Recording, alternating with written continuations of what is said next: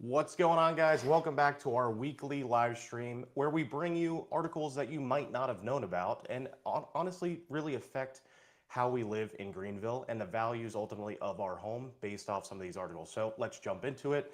First and foremost, we're talking about Paris Mountain and the rezoning restrictions that are happening right now.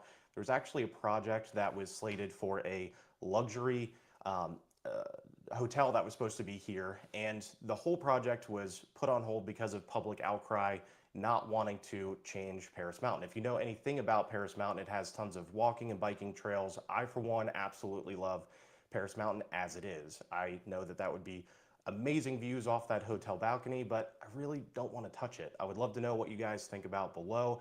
Also, this project was really hinging on the annexation of Paris Mountain being part of Travelers Rest. And again, that's not happening right now.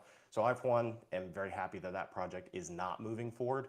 And also another story that's really closely relative to this as well is that the cluster housing development moratorium has been approved. So this really is going to be talking about um, for the next 12 months, the moratorium is going to talk about new cluster housing developments in unincorporated areas around the city.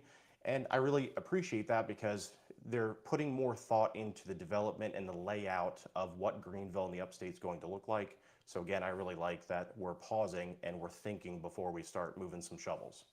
The next one I want to talk about is the Haywood Mall. So if you are anywhere around Greenville, you've probably been to the Haywood Mall, whether it's for shopping or for the restaurants that they've had. And I've been here since 2003. It has turned over and really redeveloped itself over and over again. And each time it gets better and better. The four that are new stores that are coming in the Q1 and 2 of 2026 are Free the People movement. This is really active wear and lounge wear. And they're going to have a whole storefront, which is really cool. Kendra Scott is also coming in. My experience with Kendra Scott jewelry is really it's going to be a smaller part of a um, larger store. This is going to have its own dedicated storefront, which is really cool because it's natural stones and customizable jewelry. So you can have that experience as well here in the Haywood Mall. You've got Fit to Run. These are running shoes, athletic wear as well. And last but not least, you've got Konnichiwa. So you've got this restaurant. It's a Japanese eatery, and it offers an expansive menu showcasing the traditional Japanese cuisine, which is really neat. I love sushi. I'm definitely going to try this one out.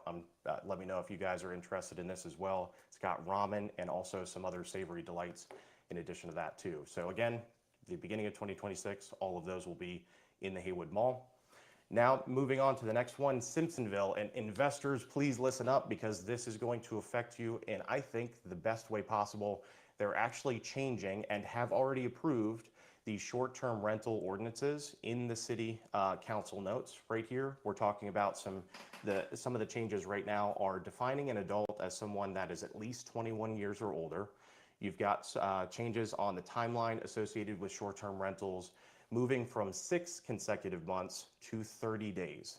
That's a big deal. You also have some requirements for these short-term rentals that city permits are going to have to be taken care of at least 120 days of this amendment. And if you don't do that, there is a $250 permit application fee to get that up to speed for what currently is allowed in that city. So last but not least here is Hotel Hartness. So I'm sure you've probably read about it. I'm sure hopefully a lot of you have visited this place. I've stayed here multiple times with my family. Absolutely love this boutique hotel. It actually has 73 rooms. It is a unique experience because when you walk in, you feel like you're the only guest. It has 2 restaurants. One is a bar and grill, and the other one is a full expansive menu that is right outside the back of the hotel as well. It has its own pool. It has its own fire pit. You could literally pull up and you feel like, me personally, I feel like I was in Italy. It was the really cool, unique experience. This hotel also features so many different events, whether it's weddings to, we had, I think, the South Carolina Heisman award ceremony here as well. You've got executive meeting rooms here on site. So you could truly have a retreat, whether you live here in Greenville or you're from out of state moving in. I would stay here. It's not expensive to stay here as well. And you could just tool around for the entire weekend and never leave the property. And I really feel like you're going to be reset after that experience. So Guys, I appreciate you watching. As always, each week we're intending to be very purposeful. Yep. You didn't actually say the headline for that. Yep. You thought it was ranked. This just in. So Condé Nast Traveler, sorry about that, guys. Condé Nast Traveler actually ranked it in the top 25 of the of Southern hotels, and it actually ranked number 5 on the list. So not only top 25 of the hotels, but number 5. I think that's a huge feat, and it goes to show the intentionality behind what they did and how they designed this hotel to really make you feel like you're at home when you're away. So again, I appreciate it, guys. Thanks for tuning in. If you guys want more coverage on certain things, feel free to comment below and we'll cover that next week. Thanks, guys.